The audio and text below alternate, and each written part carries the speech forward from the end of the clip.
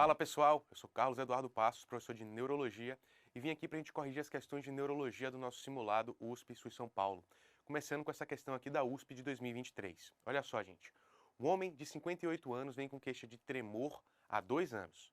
Refere que o tremor acometeu inicialmente a mão esquerda e depois a mão direita. Tem depressão, em melhora com tratamento antidepressivo. E no exame neurológico ele tem tremor em mãos, assimétrico, em flexopronação de grande amplitude e baixa frequência, pior à esquerda. Observado em repouso e durante a marcha. Melhora em postura antigravitária e nota-se ainda faces hipomímica e bradicinesia. É provável que esse paciente apresente a. Quedas frequentes e alterações nos movimentos oculares verticais. B. Atrofia do mesencéfalo na ressonância magnética. C. Manifestação precoce de anosmia e alucinações visuais. E D. Transtorno comportamental do sono REM e antes dessas queixas todas que apareceram aí ao longo do ano. Gente, vamos frisar então aqui os elementos importantes dessa questão. Tá? O que é que eu trouxe para vocês que é muito relevante? Ó, história de tremor há 2 anos, inicialmente na mão esquerda e depois na direita também, com história de depressão.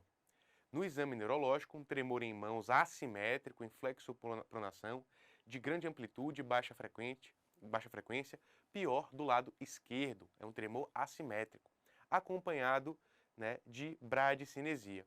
Esse tremor é mais relevante em repouso e aparece durante a marcha e tem uma face hipomímica.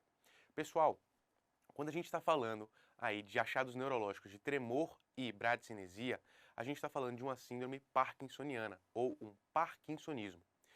A bradicinesia ou tremor de repouso ou rigidez, tá? E antigamente tinha ainda instabilidade postural como critério, fecha um critério aí para a síndrome parkinsoniana. E aí a gente tem que entender as dicas que a questão dá para quais são as causas de síndromes parkinsonianas. Dentre elas, pessoal, a principal é a doença de Parkinson, que está aqui, né, frisada na questão. É um parkinsonismo, caracteristicamente de evolução assimétrica, lenta e progressiva, que tem como características associadas aí frequentemente depressão, anosmia, transtorno comportamental do sono REM e constipação. Então, a resposta para essa questão aqui é a letra D, pessoal. Transtorno comportamental do sono REM antes dessas queixas. A letra A, quedas frequentes e alterações nos movimentos oculares verticais, são sinais de alerta para síndromes parkinsonianas de outra causa, que não a doença de Parkinson. E aqui o exemplo clássico é a paralisia supranuclear progressiva. Na letra B, é uma característica aí de imagem também da paralisia supranuclear progressiva, que é a atrofia do mesencéfalo. Na letra C aqui, a manifestação precoce de alucinações visuais, ela é frequente em outro tipo de parkinsonismo, que é a demência por corpos de Levy, a doença, né, de Levy. Já que a letra D é uma característica típica da doença de Parkinson, como a gente vai ver aqui, né, na revisão. Pessoal, em primeiro lugar, parkinsonismo é diferente de doença de Parkinson, isso tem que estar muito claro para vocês. A gente tem, na verdade, que o parkinsonismo é uma síndrome clínica secundária à disfunção dos núcleos da base, em geral aí por uma falta de aporte de dopamina que vem lá da substância negra no mesencéfalo, certo? Nessa região aqui. E aí, pessoal, o que é que acontece tipicamente no parkinsonismo? Sempre, em todos os casos, bradicinesia. E ele pode vir acompanhado ou de rigidez ou de tremor de repouso. O nosso paciente tinha aí todos os elementos no exame neurológico. E a gente divide as causas de parkinsonismo, pessoal, em causas degenerativas e não degenerativas. Das degenerativas, as principais aí vão ser doença de Parkinson, paralisia supranuclear progressiva, aquela da questão que apareceu em mais de um caso, atrofia de múltiplos sistemas, que caracteristicamente tem muito sintoma desautonômico, hipotensão ortostática, né, o paciente acaba sincopando bastante e pode vir acompanhado aí também de alterações cerebelares, a depender da forma da doença. E a doença de Levy, que é aquela manifestação de parkinsonismo, né, aquela doença que vem com alucinações precoces, com flutuação cognitiva relevante ao longo do dia. A gente não pode esquecer, pessoal, que além das causas degenerativas, o parkinsonismo pode ser de origem medicamentosa, por infecções e intoxicações, trauma crânioencefálico repetitivo e doença cerebrovascular. Medicamento, pessoal, vale frisar aí bastante, os antipsicóticos caem muito em questão e também os antivertiginosos. Então, se o paciente vem com parkinsonismo que apareceu depois da introdução de um desses medicamentos, lembra dessa opção aqui para responder na sua questão, né? E falando agora especificamente da doença de Parkinson, a gente precisa entender que é um transtorno neurológico neurodegenerativo complexo e progressivo, que abrange uma série de sintomas motores, como o parkinsonismo, e não motores, com grande impacto para o paciente e cuidadores. Que sintomas não motores são esses que vêm no Parkinson, gente? Comprometimento cognitivo nas fases mais avançadas da doença, diferente da doença de Levy, em que o comprometimento cognitivo aparece ou antes dos sinais e sintomas parkinsonianos, ou ali no primeiro ano da doença. Disfunções cardiovasculares, problemas urinários, alucinações e delírios, problemas de sono são muito comuns na doença de Parkinson. E alguns desses sintomas não motores, pessoal, eles são pré-motores, eles aparecem antes do quadro parkinsoniano propriamente dito. Que sintomas são esses, pessoal? Depressão, geralmente depressões até de cunho mais grave que o habitual, mais difíceis de tratar, constipação, hiposmia e anosmia e transtorno comportamental do sono REM, que era ali o gabarito da nossa questão, né? Lembrar que para fazer o diagnóstico de doença de Parkinson, gente, a gente precisa de algumas etapas. E a primeira delas é clínico, né? É a presença de parkinsonismo. A segunda etapa é avaliar critérios de exclusão e red flags. Foi isso que a questão fez com vocês, pessoal. Era uma questão para saber se vocês sabiam fazer o diagnóstico de doença de Parkinson, tá? Que critérios de exclusão são esses, tá?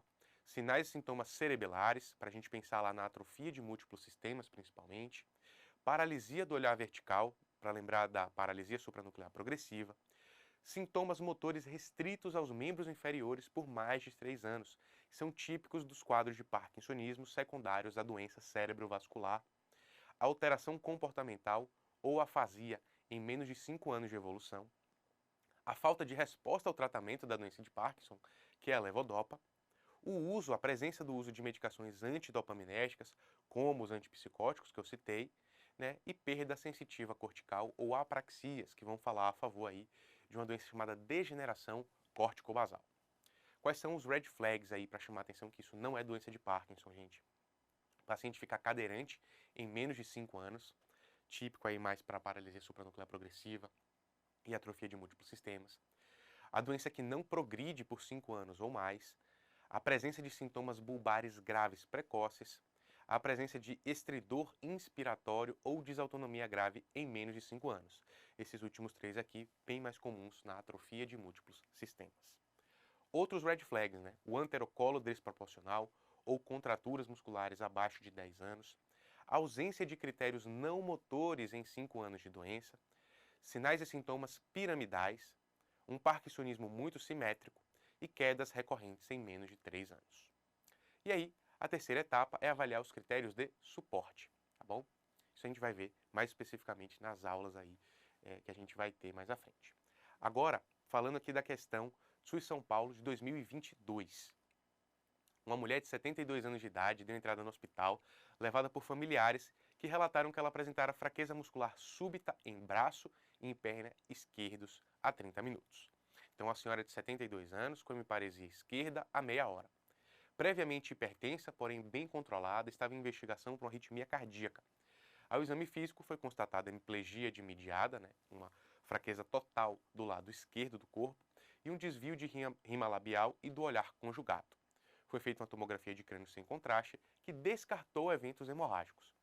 Com base nesse caso hipotético, e considerando que a paciente tem critérios de elegibilidade para terapia trombolítica, é uma contraindicação à trombólise no AVC. A.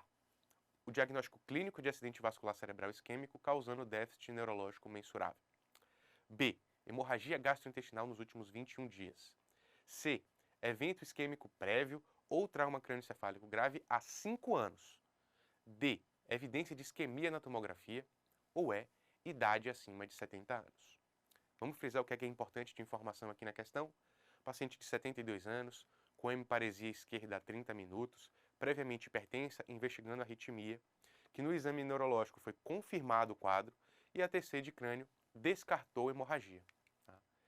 Pessoal, a resposta dessa questão aqui é a letra B, hemorragia gastrointestinal nos últimos 21 dias. Pessoal, assim, por quê, né? Primeiro, letra A é uma indicação à terapia trombolítica, um diagnóstico clínico de AVC causando déficit neurológico mensurável. Daqui a gente vai precisar ir para tomografia para descartar evento hemorrágico e o paciente vai ter um critério de eleição para terapia de reperfusão. Evento isquêmico prévio ou trauma crânioencefálico grave há 5 anos é falso. Essa informação aqui é para evento isquêmico prévio de grande monta e trauma crânioencefálico grave há 3 meses, tá, de diferença. Evidência de isquemia na tomografia não exclui a possibilidade de terapia de reperfusão, tá bom? Inclusive, o paciente está tendo um AVC hemorrágico, é possível que ele já tenha ali sinais precoces de isquemia na tomografia, às vezes até um pouco mais avançada, mas se estiver dentro da janela terapêutica, isso não é contraindicação à terapia de reperfusão. E idade acima de 70 anos não é mais critério, tá? Idade, assim, o valor de idade acima de 60, 70, 80 anos não é mais critério de exclusão para acidente vascular cerebral isquêmico, para trombólise nos casos de acidente vascular cerebral isquêmico. Por quê? Pessoal, a gente tinha ali um critério de idade de acima de 18 anos, que ainda é mantido, e abaixo de 80 anos de idade. Mas com o avanço dos estudos, né, esse critério de exclusão ele apareceu porque a gente precisava aumentar o poder de estudo, diminuir o risco de complicações. E a hipótese na época em que foi desenhado os primeiros estudos de AVC era que pacientes mais idosos teriam um risco maior de sangramento. Tá? Com o passar do tempo, com trombólise sendo realizada nesses pacientes com benefícios parecidos com a população mais jovem, que é essa idade, né, a questão da idade deixou de ser uma contraindicação. E aí, pessoal, vamos pensar, vamos lembrar rapidamente aqui, né, o que é que faz o paciente ser candidato à trombólise? É a gente afastar a contraindicação, a gente pegar o consentimento dele para o tratamento, ponderando risco-benefício ou de algum responsável pelo paciente.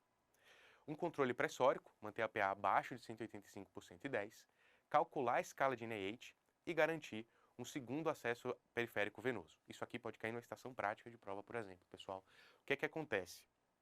O paciente que vai ser trombolizado, se você começar o trombolítico num acesso único e ele tiver algum sangramento, como é que você vai fazer uma medicação, né, para controlar aquele sangramento? Ou mesmo, como é que você vai conseguir garantir um segundo acesso venoso para ele sem fazer um hematoma com trombolítico correndo, tá? Então a gente precisa ter um segundo acesso aí de garantia desde antes do início da trombólise. Fora que ele pode precisar de controle pressórico desde o começo, e então a gente tem que garantir aí também já esse segundo acesso. Como eu falei, o diagnóstico clínico de AVC ele é a indicação para trombólise e as contraindicações, pessoal, vão entrar em alguns grupos específicos, tá? Presença de sangramento, identificação de sangramento ou de neoplasia intraaxial no sistema nervoso central, trauma crânioencefálico grave ou AVC isquêmico nos últimos 3 meses, como eu falei, a presença aí de plaquetopenia abaixo de 100 mil ou um INR acima de 1,7 por uso de varfarina, a presença de dissecção de aorta ou de endocardite, tá, também vão ser contraindicações aí à trombólise. Então, pessoal, quais são, né, pelas diretrizes mais atuais, as contraindicações principais à trombólise? História de AVC hemorrágico, antiga ou atual, TCE grave nos últimos 3 meses ou AVC isquêmico extenso nos últimos 3 meses, coagulopatias, plaquetas abaixo de 100 mil, INR acima de 1,7, neoplasia intraaxial intracraniana, dissecção de aorta e endocardite. Mas cadê o sangramento gastrointestinal nos últimos 21 dias? Pessoal, essas daqui são as contraindicações absolutas à trombólise, tá? As contraindicações relativas incluem sim aí o sangramento gastrointestinal nos últimos 21 dias, a depender do tamanho dele. Isso hoje em dia já pode ser flexibilizado com o especialista à disposição. Mas na sua questão, sangramento a menos de 21 dias é contraindicação à trombólise. Como a gente viu, as outras alternativas eram todas equivocadas, era a melhor opção para essa questão. E agora vamos lá com essa questão aqui da USP de 2023. É um paciente de 32 anos, do sexo feminino, que há 10 dias começou com formigamentos nas pernas, que ascenderam, chegando ao nível do umbigo. Há 5 dias, uma dificuldade para deambular por fraqueza nos membros inferiores, e um dia isso piorou, evoluindo com quedas. Associadamente, passou a ter dificuldade para urinar. No pronto-socorro, foi constatado um bexigoma, tendo sido necessária sondagem vesical de alívio. Ao exame clínico, observava-se paraparesia crural, com sinal de Babinski, reflexos exaltados em membros inferiores e presença de nível sensitivo denso na altura do umbigo. Qual o diagnóstico provável e qual exame complementar deve ser solicitado na emergência? Letra A, pessoal, neuroesquistossomose, com opção aí de ressonância magnética de coluna lombosacral. Letra B, degeneração combinada subaguda da medula, ou mielinólise funicular, e o exame, a dosagem sérica de vitamina B12. Letra C, síndrome de Guillain-Barré, com exame do líquor. Ou letra D, mielite transversa, com ressonância magnética de coluna torácica. Pessoal, quais são os elementos aqui que a gente vai colher da questão para a gente fazer um bom diagnóstico para esse paciente?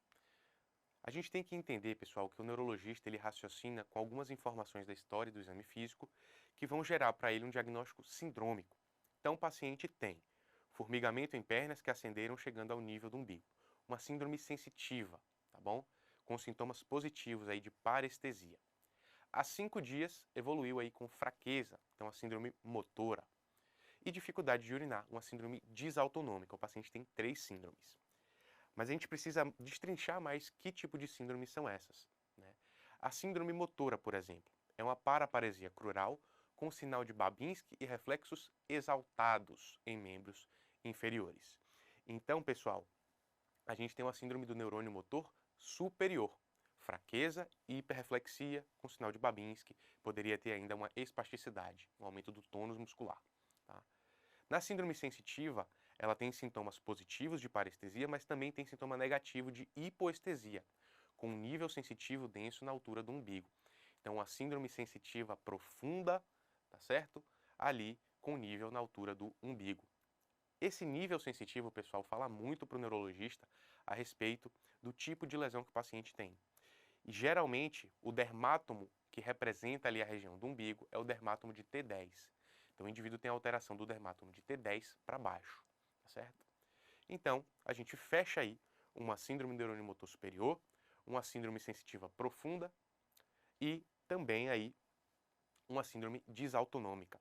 Juntando estas 3 síndromes, pessoal, a gente vai conseguir topografar essa lesão na medula espinhal desse paciente, tá? Porque no sistema nervoso periférico, que é onde acontece, por exemplo, a síndrome de Guillain-Barré, a gente normalmente, na maioria esmagadora dos casos, tem hiporreflexia, tem síndrome neurônio motor inferior, tá? Tem hipotonia, tá certo? Então a gente já exclui aqui a letra C.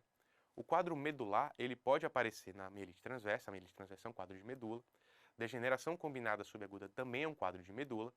E neuroesquistossomose, geralmente, pode pegar medula também, mas acomete ali a região lombar, tá certo? No cone medular, que a gente chama. Cone medular ou cauda equina, é o quadro mais comum, tá bom, da neuroesquistossomose. De qualquer forma, o nível sensitivo na altura do umbigo aponta pra gente que o mais provável é que a lesão esteja a nível de coluna torácica e não lombosacral. É onde sai aqui a questão da neuroesquistossomose. E por último, gente, a gente tem que entender que a letra B, né, a degeneração combinada subaguda da medula, que pode acontecer por hipovitaminose B12, é um quadro que acomete os tratos, as vias neurológicas como um todo. Então não costuma fazer um nível sensitivo, geralmente, principalmente com a evolução de 10 dias. São quadros mais crônicos, mais lentamente progressivos, que vão evoluir aí com o acometimento da medula. Então a resposta aqui é a letra D, mielite transversa. Então, para a gente conseguir responder questão desse tipo, que é comum na USP, pessoal, eles querem que vocês tenham essa capacidade de fazer um raciocínio topográfico básico neurológico, a gente vai fazer uma revisão rápida das topografias possíveis que o neurologista vai diagnosticar. A gente tem o sistema nervoso central, em que a gente tem o telencéfalo, os núcleos da base, diencéfalo, mesencéfalo, ponte, bulbo, cerebelo e medula. E a gente tem o sistema nervoso periférico, em que a gente tem lá o neurônio motor saindo do corno anterior da medula, é onde está o corpo do neurônio, que vai formar a unidade motora. Ele passa pelas raízes espinhais, vai para os plexos e nervos periféricos, até levar informação através da placa motora para os músculos. Já o neurônio sensitivo vai ter ali os receptores em músculo, em articulação, na pele, né, que vão, então, pelos nervos e plexos, voltar pela raiz espinhal posterior. E o corpo desse neurônio sensitivo, ele fica no gânglio da raiz dorsal, que está pontuada ali do lado do neurônio sensitivo. Tá? O que é mais comum, pessoal, quando a gente está falando aí de lesão do sistema nervoso periférico? Quando a gente tem uma lesão no nervo periférico. É um quadro de neurônio motor inferior, então fraqueza, hiporreflexia e hipotonia, junto com alterações de sensibilidade e fenômenos disautonômicos. Então, o paciente tem parestesias, hipoestesia, fraqueza, reflexo reduzido, tá? Geralmente é um conjunto desses sinais e sintomas. Para a gente falar de neuropatia, de lesão em nervo, a gente agrupa essas lesões em alguns grupos. Ela pode ser uma lesão focal, num nervo único, uma mononeuropatia focal, ou pode ser uma lesão de vários nervos de forma assimétrica, uma mononeuropatia multifocal ou mononeuropatia múltipla. Quadros típicos que vão levar para essa apresentação aqui são as vasculites e também pode acontecer aí na hanseníase e em algumas doenças inflamatórias do sistema nervoso periférico. Quando os nervos são acometidos de forma simétrica, que é o padrão mais clássico, né, por exemplo, da polineuropatia diabética ou da polineuropatia alcoólica, ele geralmente é um quadro de polineuropatia comprimento dependente, ou seja, depende do comprimento da fibra. Começa pegando primeiro os neurônios maiores, aqueles que começam lá nos membros inferiores, e vão acometendo progressivamente os nervos até chegar a tamanhos parecidos, ao ponto de que começa com a lesão no pé. Quando chega a nível ali de calcanhar, né, de tornozelo, de panturrilha, começa a acometer as mãos, porque é mais ou menos, né, o nível em que os neurônios das mãos têm o mesmo tamanho ali quando chega na altura da panturrilha do paciente. Esse quadro, gente, é típico de quadros aí polineuropáticos tóxicos, por exemplo, ou mesmo ali associado a medicações ou quadros metabólicos. Então, diabetes, hipovitaminose, álcool, substâncias tóxicas que causam polineuropatias vão dar esse padrão. E existe ainda um padrão não comprimento dependente, que são as ganglionopatias, as lesões do gânglio da raiz dorsal, do neurônio sensitivo, e as polirradiculoneuropatias. Essas questões aqui vão aparecer geralmente associadas aos quadros lá de Guillain-Barré. Então, o paciente pode ter parestesias com hipoestesia ascendente, e aí foi a pegadinha da questão. O quadro, geralmente, ele não vai formar um nível sensitivo. Ele vai acometer de forma irregular, né, a região de membro inferior e membro superior. A fraqueza pode ser distal e proximal nos casos não comprimento dependentes. Isso é o mais típico da síndrome de Guillain-Barré, por exemplo. Tá? Já a medula, não. Medula, ela vai cursar com nível sensitivo e alteração esfincteriana precoce. Então, o indivíduo tinha fraqueza, tinha um nível de sensibilidade e tinha alteração esfincteriana, o quadro era muito mais sugestivo de medula. E você sabendo que o dermátomo ali no nível do umbigo é T10, você sabia que era um quadro torácico. Tá? Então, a gente vai agora aqui para USP São Paulo 2023, nossa última questão de neurologia do simulado. O paciente de 34 anos, do sexo feminino, previamente ígida, deu entrada no pronto-socorro com quadro de cefaleia holocraniana associada a náuseas há 4 dias. Febre aferida de 38 graus e confusão mental com agitação psicomotora. Refere que, há 1 hora, teve um episódio de perda de contato com o meio, com olhar fixo e movimentos mastigatórios de cerca de 30 segundos de duração. Ao exame clínico, o regular estado geral, corada e hidratada, sistema cardiovascular e pulmonar sem alterações, sem lesões cutâneas, mas um Glasgow de 13, com abertura ocular pontuando 3 e a resposta verbal pontuando 4, onde ela perdeu aí um ponto de cada. Estava confusa e sonolenta. A abertura ocular ao chamado e a resposta verbal ali, né, confusa. Sem rigidez de nuca, sem papiledema. Foi feita uma ressonância magnética de crânio que mostrou um aumento do sinal no polo temporal e na ínsula à direita. Qual dos exames de líquor abaixo seria compatível com o quadro do paciente? Uma questão que exige aqui um raciocínio completo em cima da questão. Você tem que saber aqui, né, que cefaleia, febre são sugestivos de quadros meníngeos, que tem um quadro aqui sugestivo de uma crise focal, uma crise epiléptica focal, né, que acometeu o encéfalo, então a gente está diante de uma possível meningoencefalite. Foi feita a ressonância para essa meningoencefalite e viu um padrão. Aqui ele já quer que você saiba o diagnóstico e o achado de líquor mais sugestivo para confirmar esse diagnóstico que você fez. Vamos então aqui só juntar essas informações importantes para a gente entender qual o diagnóstico é esse e que padrão de líquor mais parecido vai ser esse aí para a gente. Cefaleia holocraniana associada a náuseas há 4 dias, febre, confusão e uma crise epiléptica focal. Isso aqui, gente, vai fechar nossa principal suspeita em meningoencefalites, tá? Ou encefalites puras. Tá? Mas geralmente elas vêm acompanhadas uma da outra. A encefalite vem já com a meningite na maioria dos casos. Tá? Pode ser isolada, mas geralmente vem acompanhada de caso nas causas infecciosas. No exame, ela está sonolenta e confusa, mas sem mais alterações focais. E a ressonância magnética mostrou um aumento de sinal em polo temporal e ínsula direita. Pensei em meningoencefalite, achei que pode ser infecciosa e a ressonância me mostrou esse achado aqui de acometimento de polo temporal e de ínsula. Para mim, até prova em contrário, o agente etiológico aqui é o herpes. Então isso aqui, gente, é uma meningoencefalite herpética até prova em contrário. Geralmente o herpes tipo 1 e tipo 2 são os principais. Qual dos exames de líquor é mais compatível com o quadro do paciente? Pessoal, a resposta aqui é letra C. É uma pleocitose leve, com presença de hemácias, geralmente, e de predomínio linfomonocitário. Tá? 90% aqui é linfócito e monócito juntos.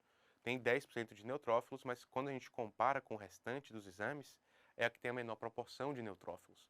Tá? Tem aqui neutrofilia de 50%, de 70%, de 80%, que são muito mais comuns nas meningites de etiologia bacteriana. Inclusive, a pleocitose mais exuberante, ali acima de 1000, também é da letra A, é mais sugestiva de meningites de etiologia bacteriana. Então, a princípio, aqui pelo padrão de contagem celular, abaixo de 500, ali próximo de 100, as três de baixo estão compatíveis, mas linfomonocitária realmente só teve aqui a letra C. Tá? E além disso, gente, a gente tem que olhar também a bioquímica, proteína um pouco aumentada. Tá? A gente tem uma hiperproteinorraquia nas meningocefalites herpéticas, mas elas são leves. Então aqui ó, um pouquinho aumentada, acima de 40, 45, tá? A nível de 50. Né? Existem meningites que fazem aumento de proteína muito mais exuberante, né? Mas não é o caso da meningocefalite herpética. E essas proteínas aqui de 500 e de 200 não são tão compatíveis assim com o quadro. Tá? E a glicose, gente, como é uma meningoencefalite viral, geralmente ela não está consumida. Ela está em níveis normais, ali próximo de 2/3 da glicemia do paciente, tá certo?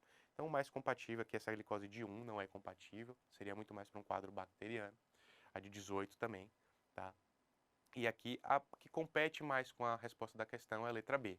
Sem células, mas não tem hemácia e tem muito neutrófilo, a proteína está alta demais para a gente falar em meningoencefalite herpética. Melhor opção, letra C, sem dúvidas. Tá? E aí, só para a gente revisar rapidamente, gente. A gente está com um caso em que a gente tem uma questão que apresentou para a gente um quadro de cefaleia. Os grandes objetivos são tratar a dor e afastar a causa grave. E aí, a gente tem que lembrar que se tem cefaleia na questão, a gente tem que diferenciar se é primária ou secundária. Secundária é a cefaleia causada por alguma condição subjacente identificada. O paciente veio com cefaleia isolada? Não. Ela veio com a cefaleia com uma série de sinais de alarme. Tem febre, né? Tem uma história aí de sintoma neurológico, a convulsão, a crise focal. Né? Então a gente já tem aqui mais de um sinal de alarme para lembrar a gente que deve ser uma cefaleia secundária. Secundária aqui, tem febre, tem convulsão, deve ser secundária a uma meningoencefalite, tá? Uma inflamação do parênquima cerebral e das meninges. Então, a gente tem aqui um quadro, pessoal, que é potencialmente fatal. Pode ter diferentes etiologias, mas chama a atenção as etiologias infecciosas e as imunomediadas. Tem morbimortalidade significativa, pessoal. Tá? 500 mil casos de meningite bacteriana acontecem no mundo todo ano. Mais de um terço são fatais, muitos ficam com sequela. E o mesmo vale aí para as encefalites herpéticas. São quadros muito graves e é por isso que caem com tanta recorrência nas provas de vocês. Tá? A gente precisa lembrar que os sinais típicos de meningite vão ser uma alteração do nível de consciência, febre, rigidez de nuca, mas esse quadro típico, clássico, ele só aparece em metade dos pacientes, pouco menos da metade. A gente tem que lembrar que se a gente acrescentar cefaleia e náuseas e vômitos, a maioria, mais de 90% dos pacientes vão ter pelo menos 2 desses sinais e sintomas. E isso caiu nessa questão. Isso foi apresentado para vocês nessa questão. É um paciente que tinha cefaleia e febre, mas não tinha rigidez de nuca, né? Tinha sonolência, tinha ali alteração do nível de consciência. Então a gente tem que lembrar aqui, né, das meningoencefalites, para esse caso. E por que encefalite necessariamente? Por conta do quadro neurológico associado de uma crise convulsiva focal. Tá? Como eu falei, a gente tem padrões típicos de líquor, para quando a gente vai investigar esses casos. E aí, o líquor normal, vocês precisam saber o líquor normal, gente, é o líquor que tem uma celularidade baixa, célula abaixo de 5. Geralmente não tem hemácia, no máximo 5 também. A glicose geralmente está em 2/3 da glicemia. A glicorraquia ela é 2/3 da glicemia do paciente. Geralmente está ali na faixa de 60 a 80 de glicose. E a proteína do paciente está abaixo de 50. Nos quadros bacterianos, a gente tem pleocitoses relevantes, tá? Acima de 100, às vezes acima de 1000, muitas vezes, com predomínio de neutrófilos. Não tem tanta hemácia no exame, a glicose está abaixo de 2/3, ela está consumida. Nas meningites bacterianas mais graves, ela está muito consumida, chegando a beirar ali próximo de zero, tá? E a gente tem uma hiperproteinorraquia mais exuberante, uma proteína acima de 50, às vezes chega a mais de 100. Nos casos de meningoencefalites, né, ou meningites virais, a celularidade, a pleocitose vai de 10 a 100, não passa muito disso, tá bom? E nunca acima de 1000. Geralmente não tem hemácia, a glicose está normal, como o líquor normal, e a proteína pode estar levemente elevada. No caso das meningoencefalites por herpes, a gente tem ali uma pleocitose de 100, mas pode chegar até 100 a 1000 também. Não costuma passar de 1000 nesses casos. A pleocitose é mais leve mesmo. Geralmente tem hemácia, 10 a 100, mas pode ser mais elevado que isso. O caso em questão, por exemplo, tinha 500, isso acontece mesmo. Mas a glicose e a proteína tendem a ser normais. Lembrando que a proteína pode estar um pouco mais elevada. Tá? Aqui, gente, eu trouxe ainda duas outras etiologias que já caíram em outros anos aí da prova da USP. Eles costumam cobrar meningite dessa forma, sabendo se você sabe, por exemplo, o padrão de evolução e o padrão licórico. Nas meningites por fungos, a celularidade pode ser normal, mas geralmente vai ter uma pleocitose leve, de 100 a 400, com predominância de linfócitos. Não costuma ter hemácia e geralmente a glicose está diminuída, mas também pode estar normal. E existe uma hiperproteinorraquia com uma certa frequência altamente elevada nos casos de meningites fúngicas. Já na meningite por tuberculose, existe uma pleocitose, geralmente entre 100 e 400, com predomínio de linfócitos, sem hemácias, mas a glicose está consumida também, abaixo de 2/3. Então a dica para diferenciar aqui, geralmente, é que vai ter uma hipoglicorraquia mais relevante na evolução. Também tem uma hiperproteinorraquia maior. Fora, é claro, que vocês têm que procurar outros elementos das questões ali que vão apontar para ser uma meningite por tuberculose ou por fungo. E assim, a gente encerra a correção das questões de neurologia do simulado de vocês.